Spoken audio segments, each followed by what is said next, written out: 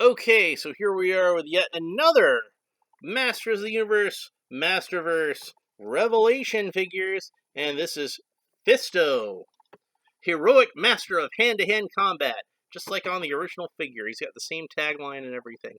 So, this is another of my favorite category of Masterverse figures.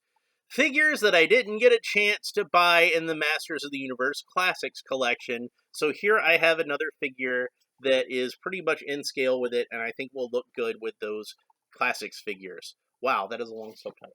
Anyway, so yeah, I do have the Club Grayskull figure of Fisto, which is, of course, an animated version of it, a little cartoonish. But I actually kind of like that one better than the classics version because to me that one looks more like the original toy. The head sculpt's great on that one, and not a lot of people were able to get that classics Fisto because there was some kind of snafu, and Scott Knightley is whipping himself over it to this day. Poor guy. That guy can't catch a break from the fans. I don't think. I keep seeing like a lot of people like giving him crap online, and it's just like I don't know, man. He seems like a cool dude to me. He might be like a little kind of I don't know the right way to put it. Like maybe he is a little bit full of himself. I don't know. But if I'd ran Masters of the Universe and made like the greatest toy line ever made of Masters of the Universe, if I was the guy in charge of that, I'd be a little full of myself too. But honestly, like he also seems like he's got kind of a self-deprecating sense of humor, and I appreciate that. So Scott Knightley, if you watch this, and I've had interactions with him on his YouTube channel before, and he's always been cool and cordial with me, even when we disagree on something. Shout out to you, man, because you're out there still making your videos and putting out a lot of interesting information about the line, and I love seeing it. So kudos to you, man. Like may you make your videos forever. Anyway, I'm gonna go ahead and get this to the point where I can open it. So there is a really nice piece of artwork on the back with Fisto punching out one of these skeletons, I think they're called. And there is Fisto standing astride the battlefield, looking like a badass mofo. Before I continue on, I want to give one more shout out to a friend of mine, my friend Brad Taylor, who is a friend of mine that I met on Facebook. I've never actually met him in real life because he lives on the other side of the country. But Brad, if you're watching this, you're like the biggest fan of Fisto that I know. I know you love this character. So I want to dedicate this video to you. I don't know if you've got this figure yet or if you're planning on getting it, but hopefully you'll enjoy seeing this video of me talking about one of your favorite characters in Masters of the Universe. So let's go ahead and open them up. Let's not open them up yet because I forgot to read the bio on the back. They go through all the trouble of making this nice long bio of the character, Hasbro. So I guess the least I can do as a guy reviewing this action figure is to appreciate all the hard work that Mattel did by writing up a bio about this character so we know what he's all about. Look at that. That's a whole paragraph. All right. Fisto, heroic master of hand-to-hand combat. Evil warriors better be hungry because Fisto has a knuckle sandwich for them, and he's got plenty of iron in it. The man with the mighty metal fist packs enough power in his punch to rival even Eternia's strongest warriors. As one of the planet's greatest heroes, it's only fitting that he protects the royal palace and from dark. I just completely screwed that up. It's only fitting that he protects the royal palace from dark forces, both technological and mystical. Now, any of us who have watched Masters of the Universe Revelation, we can get serious for a minute. We know that Fisto got done dirty in that, and that not only did spoilers if you haven't watched it yet, not only did Fisto get killed, but then his soul got destroyed before he could ascend into heaven. So, man, that was a dick move. They did him dirty, and they did Clamp Champ dirty, who was the first black character ever to be made into a He-Man action figure. So I feel like as fans, that should be something we're rising up against, to be like, you guys need to bring them back because you did them dirty. I'm the type of guy who doesn't mind seeing my favorite characters get killed off as long as they go out like a G. Like, I just want to see them like go out in a way that they deserve to go out. But killing their souls before they went to heaven, that was a massive dick move. That was, of all the things that people complain about in Masters of the Universe Revelation, and some of them are justified and some of them aren't, that was the absolute worst thing about that show. Alright, so let's look at Fisto's accessories. And, of course, he comes with this sword, which is based on the sword that Triclops came with, because, of course, Fisto came with, the original figure came with a recolor of Triclops' sword. And I don't have Triclops yet, so I don't know if it's the same exact sword that he has, but I kind of hope it is, because I think that would be very fitting. Then we have an open hand, and all these hands should be the same one that came with He-Man, but in a slightly different color. Fisto has like the same skin color that he had in his Origins figure, it looks like to me. So there's a gripping hand. That would be the sword. I'm probably going to put that hand onto this figure once everything's said and done. That way he can hold his sword. And then Fisto himself. And see if we can get him out of the package. Well, look at there. I almost got through a figure without having any of those damn rubber bands. I was about to brag on it, but no, there's a couple little tabs down at the bottom of his feet. But you know what? Since there weren't any other tabs holding him in, I was able to pull them out really well. Yeah. Well, nope, there's one hanging off of his arm. So maybe I should just yank him out from now on. I don't really even care. But those tabs are stupid. I hate them. So there we go. We got Fisto out of the package. And one thing that I noticed about him as I was looking at him in the package, and I want to check this out, is his fist has an articulation at the wrist. Now, I'm used to Fisto having an articulation like right here, and that being the only articulation. But no, there's actually an articulation at the wrist here, and I'm wondering if maybe... No, it looks like this whole piece is like a separate piece. And it is permanently attached here. This isn't like a wrist piece. This is part of the forearm. And then you got extra articulation here. I don't know why they decided it was necessary, or even why they should, put an articulation here and an articulation here.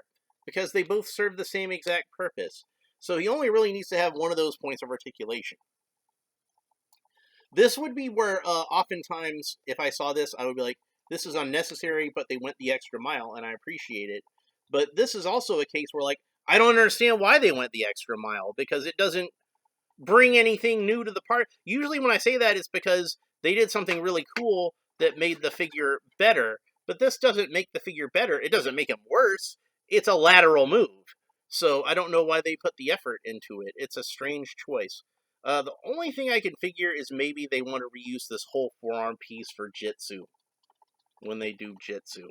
But I guess we'll see. I know they're doing a Jitsu figure, but I hadn't really paid too much attention to his hand, so I don't know if that's the case. So this head sculpt is great. I love this head sculpt. It's got like the sort of cartoonishness that I like for Fisto to have. It does not look exactly like the original figure, but I do think it looks more like the original figure than the Classics version did. Which is one of the reasons that, again, I liked the Club Grayskull version more than I liked the Classics version anyway, because to me that looked more like the toy. I don't even think the Classics version had red hair. I think he had, like, dark brown hair. It was strange. So, this joint seems kind of stiff. I wonder if I can loosen it up right now. I probably don't want to take a chance on it.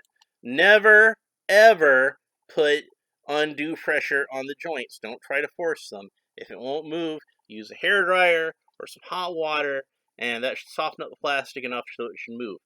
Follow my example right here. I'm trying to move it around a little bit, just gently. I'm not trying to force it. And it looks like I think I might have gotten it loosened up now. Yeah, I got it loosened up now. And if that doesn't work, you gotta be gentle with it. You gotta be gentle with it. Don't try to force it. Just kind of slowly work it back and forth as best you can, and eventually it'll loosen up on its own. You do not want to break the joint.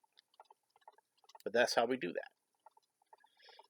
So yeah, the armor is clearly based on the armor from the original Fisto figure, but it does not have as much detail, because obviously it's an animated figure, so a lot of the details are kind of simplified a little bit. They did put a lot of detail into the hair and into the fur of the trunks, which I like. One of the things that bugs me about some of the Club Grayskull figures is how they try to make it look all flat, and then the trunks just look kind of blobby. But here, like the furry loincloth, it's got a fur texture to it like it ought to have. And he's got brown trim at the top of his boots, which of course Fisto infamously has purple boots. But this has got, it's not solid purple boots, it's got brown trim on it, which is kind of interesting. It does bring a little more, like, link his outfit together a little bit more, where he's got purple belt, brown loincloth, purple boots, brown trim. He's got a silver wristband on his left hand, and that is an all silver wristband. And this is a separate piece, it looks like. It's kind of stuck on there from the paint, I think. But it should come off. If you heat it up, I bet it'll come off. And, because remember, that's a bare wrist on, it's the same one they used on He-Man, but they put the opposite wristband on there. So he doesn't have the longer wristband like He-Man has. So, let's go ahead and pull this hand off. I'm not going to bother putting this flat hand on there, because he's Fisto, not Slappo. So, I don't really care about that. That's going to be a piece that never gets used on this. I might, if I need a custom with an open hand, that might be where that winds up going. But I'm going to put this open hand, this gripping hand on here so he can hold his sword. And let's see what Fisto looks like while he's holding his sword. I never really used Fisto's sword that much when I was a kid, because I kind of figured having a gigantic metal fist was enough of a weapon, and you didn't need a sword on top of it. But it is a cool sword, because it's Triclops' sword, just now it's purple instead of green. And I kind of figured the main reason they gave him a sword in the first place was because Jitsu had a sword, and, you know, Jitsu and Fisto were kind of set up to be natural enemies. But like I said in my review of the Origins Jitsu figure, I never had Jitsu when I was a kid. So for me, Fisto's archenemy was Clawful. And again, I rarely ever used Clawful's mace, because I kind of figured having a gigantic lobster claw was enough of a weapon. And he fit as being Fisto's archenemy just fine, because again, they just both had, like, gigantic right appendages as opposed to normal sized ones. They were both asymmetrical on their right hand side. But you know, I would not expect them to leave Fisto's iconic accessory out of there. He's got to have that sword. And I know a lot of people would complain if he didn't have it, so it's a good thing that he does. Unfortunately, there's no place to store this sword when he doesn't want to use it. Like, it would have been nice if they had to put, like, a little sheath, just like a little strap on the back to hold this sword on when he's not using it, like they did in 2000X and with the Classics version. So, overall, I highly recommend this Fisto figure. It's a great figure, especially if you're somebody like me who missed out on the Classics version, and by now the Club Grayskull version, I would assume, is, like, a lot more expensive than it was when I bought it, and I paid, like, something like $50 for it. But you can get this at Target or Walmart. It should be hanging on the pegs at one of your local retail establishments, and I highly recommend it, especially if you missed out on that Classics version and you just want a Fisto that's in this scale to go with those figures. If you enjoyed this video, please like and subscribe, and all the YouTube stuff down below. Tell me what you think about Fisto and his appearances on various animated and comic book stories. I particularly like the episode of Filmation where they did his origin, and it turned out that Fisto actually used to be one of the bad guys before He-Man convinced him of the error of his ways. It gave a lot of depth to the character, and I really appreciated it. That took Fisto from being a character that I liked to being a character that I loved. Anyway, we'll talk to you next time. Bye.